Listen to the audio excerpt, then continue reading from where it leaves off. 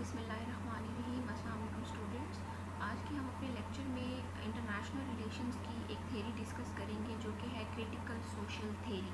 इसको आप simply critical theory भी कह सकते हैं। आप देखिए उसके नाम से ही बिल्कुल वाज़े हो रहा है कि क्रिटिकल थेरी मतलब इट्स अ क्रिटिसिज्म। किसी चीज़ पे ये थेरी जो है ये किसी चीज़ पे, किसी फ़िलासफ़ी पे, किसी स्कूल ऑफ थॉट पे क्रिटिसिज्म है। वो हम आगे देखते हैं कि ये किस चीज़ पे क्रिटिकल है, लेकिन उसके नाम से आप देख सकते हैं कि critical social theory means it is a criticism on something. इसमें हम फ्रैंकफर्ट स्कूल को भी डिस्कस करेंगे। स्कूल को हम डिस्कस इसलिए करेंगे कि क्योंकि जो थेरी है वो ओरिजिनेट कहाँ से हुई है, वो फ्रैंकफर्ट स्कूल से ओरिजिनेट हुई है। फ्रैंकफर्ट जो स्कूल है ये सोशल थ्योरी और फिलॉसफी का एक स्कूल है जो कि एसोसिएटेड है इंस्टीट्यूट फॉर सोशल रिसर्च, ठीक है, जर्मनी में फ्रैंकफर्ट यूनिवर्सिटी में ये किस स्कूल ऑफ रिसर्च के साथ ये सोशल रिसर्च के साथ एसोसिएटेड है। और ये स्कूल बना कब था? It was formed in the inter war period in Germany. Germany के अंदर जब वॉर थी तब ये स्कूल बना था। आगे है जी, थोड़ा सा उसका फर्दर बताया हुआ है स्कूल की क्या क्या उसकी कॉन्ट्रीब्यूशंस हैं, ठीक है। Pointing the possibility of an alternative path to social development, ठीक है जी। वो कहते हैं कि सोशल डेवलपमेंट के पे इसका बहुत ज़्यादा काम है।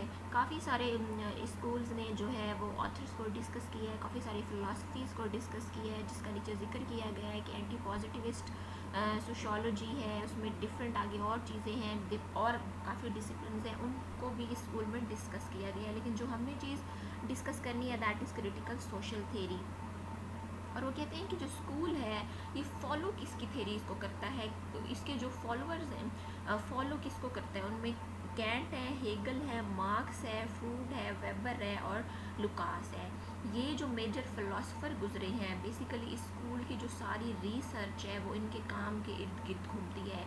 इनके काम को उन्होंने फोकस किया हुआ है और वहाँ से वो चीज़ें लेके उस पर फर्दर रिसर्च करता है ये जो स्कूल है फ्रैंकफर्ट स्कूल।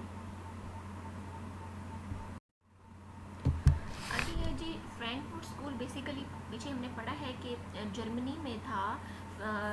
बाद में in 1933 when Nazis came to power in Germany, जब नाजी पार्टी जर्मनी में आई थी, जब हिटलर की हुकूमत आई थी जर्मनी में, the members of the Frankfurt school fled, जो फ्रैंकफर्ट स्कूल के मेंबर्स थे वो जर्मनी छोड़ गए थे। Most came to the United States and many became influential in American universities. उनमें वो कहते हैं कि जो काफ़ी सारे थे मेंबर्स स्कूल के, वो यूनाइटेड स्टेट्स में सेटल हो गए थे और उन्होंने वहाँ पे डिफरेंट अमेरिकन यूनिवर्सिटीज़ को ज्वाइन कर लिया था। अब इसका जो हेड क्वार्टर है that is in Columbia. Critical theory also became known as cultural Marxism, ठीक है। क्रिटिकल थेरी को वो कहते हैं कि आप कल्चरल मार्क्सिज्म भी कह सकते हैं। Now moving towards the critical theory, the Frankfurt schools studied combined Marxist analysis with Freudian psychoanalysis to form the basis of what became known as critical theory। अब वो कहते हैं कि जी critical theory जो है it is a combination of two things, दो चीज़ों का combination है। फर्स्ट है मार्क्सिस्ट आइडियाज़, दूसरे जो हैं वो साइको एनालिसिस आइडियाज़ हैं। अब सबसे पहले हम देखते हैं कि मार्क्सिस्ट आइडियाज़ क्या हैं। आपको पता है मार्क्सिज्म जो है वो कार्ल मार्क्स की एक थेरी है, एक आइडियोलॉजी है, जिसमें उन्होंने किस चीज़ पे फोकस किया है? उन्होंने फोकस किया है struggle between the capitalist and the working class.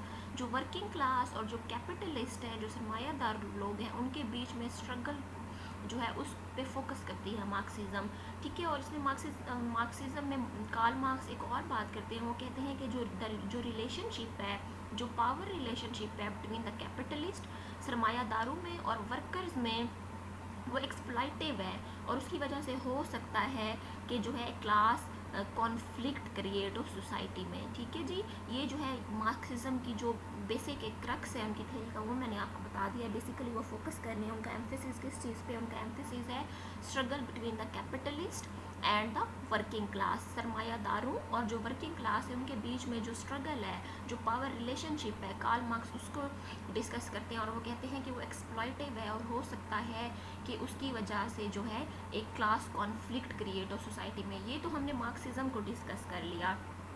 ठीक है। अब जो सेकंड इसका एलिमेंट है क्रिटिकल थेरी का, दैट इज़ साइको एनालिसिस। अब हम साइको एनालिसिस की तरफ आते हैं कि व्हाट इज़ साइको एनालिसिस।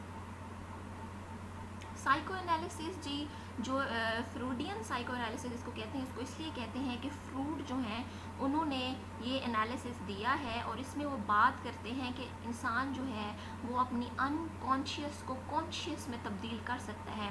देखें, कुछ चीज़ें इंसान की जो है ना वो अनकॉन्शियसली आप कुछ कर रहे होते हैं, आप अपने कुछ इमोशंस ऐसे होते हैं, कुछ एक्सपीरियंसेस ऐसे होते हैं जो आप अनकॉन्शियसली करते हैं। ठीक है। आप, वो कहते हैं कि इंसान के अख्तियार में है कि जो चीज़ें वो अनकॉन्शियस करते हैं, he can make he is unconscious conscious. This is psycho analysis. देखिए, साइको से ही पता चल रहा है, it is related to your conscious.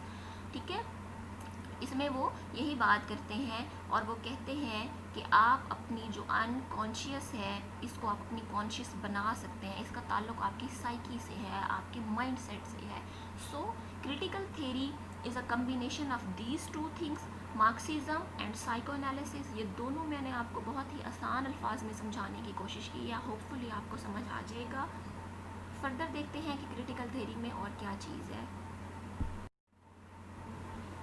Critical theory was essentially destructive criticism of the main element of Western culture. शुरू में मैंने आपको बताया है कि थेरी के नाम से पता चल रहा है कि that it is a criticism on something. इसमें वो वही बता रहे हैं कि जो क्रिटिकल थेरी है ये जो एलिमेंट ऑफ वेस्टर्न कल्चर है उस पर क्रिटिसिज्म है। और वो कौन से एलिमेंट है? क्रिश्चियनिटी है उसमें, कैपिटलिज्म है जिसकी कार्ल मार्क्स ने बात की है, अथॉरिटी है, the family, patriarchy, hierarchy, morality, tradition, sexual restaurant, loyalty, patriotism, nationalism, hereditary. ठीक है। ये जो सारी चीज़ें हैं जो वो कहते हैं कि एलिमेंट्स हैं वेस्टर्न कल्चर के, क्रिटिसिज्म करती है क्रिटिकल थेरी इन सारे एलिमेंट्स पे क्रिटिसिज्म है। Critical theorists recognize that traditional beliefs and the existing local structure would have to be destroyed and then replaced with a new thinking. अब जो critical theory के जो थेरिस्ट हैं, जो इसके फ़िलासफ़र हैं, वो क्या कहते हैं? वो कहते हैं कि जो ओल्ड ट्रेडिशनल बिलीव्स हैं, जो पुराने बिलीव्स हैं और जो एग्जिस्टिंग सोशल स्ट्रक्चर है दुनिया का, इसको ख़त्म होना चाहिए, इसको डिस्ट्रॉय होने चाहिए और इसको रिप्लेस करे एक न्यू सिस्टम जो बेस करता हो न्यू थिंकिंग पे। ठीक है। बेसिकली वो बात क्या कर रहे हैं? वो क्रिटिसिज्म कर रहे हैं द एग्जिस्टिंग कैपिटलिस्ट सिस्टम। ऊपर देखिए उन्होंने एलिमेंट बताए हैं कि इन चीज़ों पे क्रिटिसिज्म किया है। नीचे उन्होंने बताया है कि जो ट्रेडिशनल बिलीव्स हैं, इन्होंने वही जो ऊपर एलिमेंट्स दिए गए हैं उन्हीं को ट्रेडिशनल बिलीव्स कहा है और कहा है कि इनको अब ख़त्म होना चाहिए और इसकी जगह किसको लेनी चाहिए? न्यू आइडियाज़ को, न्यू थिंकिंग को इसकी जगह ले लेनी चाहिए। Now moving towards the definition of critical theory, there is no clear-cut definition and the term itself is confused with literary criticism and other approaches. ठीक है। वो कहते हैं critical theory की कोई ख़ास as such definition नहीं है, it is just a criticism. Critical theory offers a multidisciplinary approach to society, is subject to change but is rooted in the dialectical tradition of Marx and Hegel. वो कहते हैं एक multi disciplinary approach है। क्यों multi disciplinary approach है? आपने देखा है क्योंकि वो काफ़ी सारे पीछे डिसिप्लिन को जो शुरू में हमने देखा है वो डिस्कस करी है। It is a multi disciplinary approach, काफ़ी सारी चीज़ों को टारगेट कर रही है, मल्टीपल वेस्टर्न एलिमेंट्स को टारगेट कर रही है क्रिटिकल थेरी। और वो कहते हैं कि जो इसका मेन एजेंडा है वो ये है कि वो दुनिया में चेंज लाना चाहते हैं, वो एग्जिस्टिंग जो सोशल स्ट्रक्चर है इसको चेंज करना चाहते हैं, इसको रिप्लेस करना चाहते हैं। और इसका रूट क्या है? इसका रूट जो है ट्रेडिशनल का मार्क्स और हिगल की उसमें है, फ़िलासफ़ीज़ में है। ठीक है जी। नाउ 6 इसके जो हैं कुछ पॉइंट्स क्रिटिकल थेरी के, वो भी हम देख लेते हैं। उसमें ये क्या कहती है critical theory? We live in a society dominated by the capitalist mode of production and a society based on exchange principle of value and profit. उसमें वो कह रहे हैं कि जो एग्जिस्टिंग दुनिया का जो सिस्टम है, जो सोसाइटी है जिसमें हम रह रहे हैं, उसमें कैपिटलिस्ट मोड ऑफ प्रोडक्शन है। कैपिटलिस्ट मोड ऑफ प्रोडक्शन का मीन्स है कैपिटलिज्म है। अब कैपिटलिज्म क्या होता है? कैपिटलिज्म जो है वो सरमायादाराना निज़ाम है। ठीक है। सरमायादाराना निज़ाम में क्या होता है? सरमायादाराना निज़ाम या कैपिटलिज्म में ये होता है कि फ्री मार्केट इकॉनमी होती है। इसका मतलब है कि जो लोग होते हैं, जो नेशनल्स होते हैं किसी भी मुल्क के, उनके पास अख्तियार होता है प्राइवेट ओनरशिप का, ठीक है, वो प्राइवेट ओनरशिप होल्ड कर सकते हैं कैपिटलिज्म में। इसके बरअक्स एक और फ़िलासफ़ी है सोशलिज्म या कम्युनिज्म, उसको हम फिर कभी डिस्कस करेंगे। बस आपने कैपिटलिज्म का इतना याद रखना है कि कैपिटलिज्म जो है फ्री मार्केट इकोनॉमी होता है कैपिटलिज्म में, और प्राइवेट ओनरशिप होल्ड कर सकते हैं, ठीक है, कम्प्लीटली स्टेट ओनरशिप नहीं होती। पाकिस्तान में भी कैपिटलिज्म है, सरमायादाराना निज़ाम है। आप देख सकते हैं कि जो आपकी यूनिवर्सिटी है, लीड्स यूनिवर्सिटी, ये भी एक प्राइवेट इंस्टीट्यूट है। इसका मतलब है कि यहाँ पे लोगों को प्राइवेट बिजनेसेस करने की इजाज़त है, प्राइवेट प्रॉपर्टी रखने की इजाज़त है, प्राइवेटली वो कुछ भी कर सकते हैं, ठीक है। This is system of capitalism. आप अपनी यूनिवर्सिटी की, अपने मुल्क की एग्जांपल इसमें देख सकते हैं। आपके मुल्क में भी यही सिस्टम है जहाँ पे प्राइवेट ओनरशिप का अख्तियार दिया जाता है नेशनल्स को, ठीक है जी। तो वो जो क्रिटिकल थेरी के प्रोपोनेंट्स हैं वो यही बात कर रहे हैं कि मौजूदा एग्जिस्टिंग जो निज़ाम है जिसमें हम रह रहे हैं, कैपिटलिस्ट मोड ऑफ प्रोडक्शन है, और वो कहते हैं कि ये सोसाइटी के लिए बेनिफिशियल नहीं है क्योंकि ये कुछ चंद लोगों को फ़ायदा दे रहा है। जो वर्किंग क्लास है इसमें वो एक्सप्लॉइट हो रही है, ठीक है जी। इसमें वो और बात करते हैं कैपिटलिस्ट सोसाइटी इंश्योर्स फैटिसिज्म रिफिकेशन, ठीक है। इसमें वो कहते हैं कि जो कैपिटलिस्ट सोसाइटी होती है वो इस चीज़ को इंश्योर करती है, रिफिकेशन को इंश्योर करती है। अब हम देखते हैं कि जी रिफिकेशन क्या है।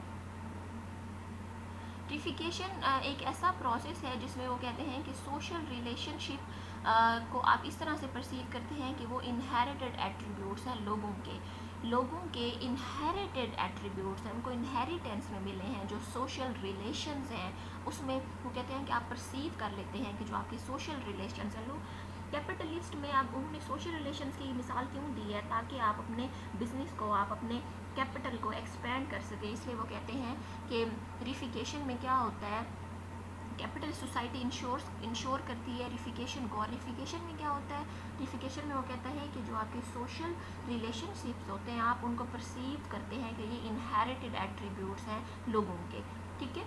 This is very clear. आगे फिर उन्होंने फ्री मार्केट की बात की है और उन्होंने कहा है कि इसको रिप्लेस होना चाहिए ओलिगार्ची से, मोनोपॉलिटिक्स से, mass production of standardised goods, वही चीज़ें हैं सारी क्रिटिसिज्म कर रहे हैं वो कैपिटलिज्म पे, और कहते हैं कि इसको रिप्लेस होना चाहिए, एक न्यू मोड ऑफ लाइफ आना चाहिए इसकी जगह। सो ये क्रिटिसाइज़ कर रही है क्रिटिकल थेरी किसको, कैपिटलिज्म को। अब हम थोड़ा सा देखते हैं जो प्रोपोनेंट्स हैं क्रिटिकल थेरी के, उनमें सबसे पहले हैं एंटोनियो ग्राम्सी और जॉर्ज लूकस। अब एंटोनियो ग्राम्सी जो इसके प्रोपोनेंट हैं वो क्या कहते हैं, ही believed that a new person must be culturally created before a Marxist socialist state could succeed. His focus was on the fields of education and media. वो कहते हैं कोई किसी भी मार्क्सिस्ट सोशलिस्ट स्टेट को बनाने से पहले क्या चीज़ ज़रूरी है कि आप डेवलपमेंट करें in the fields of education and media. He is also supporting the Karl Marx theory, ठीक है। वो कहता है कि दुनिया में मार्क्सिस्ट सोशलिस्ट स्टेट होनी चाहिए, लेकिन वो कामयाब कब होंगी, वो कामयाब तब होंगी जब आपका फोकस किस चीज़ पे होगा, आपका फोकस होगा on the fields of education और मीडिया। आप इन दोनों फील्ड्स की डेवलपमेंट पे जब काम करेंगे तब भी पॉसिबल है मार्क्सिस्ट सोशलिस्ट स्टेट का कामयाब होना।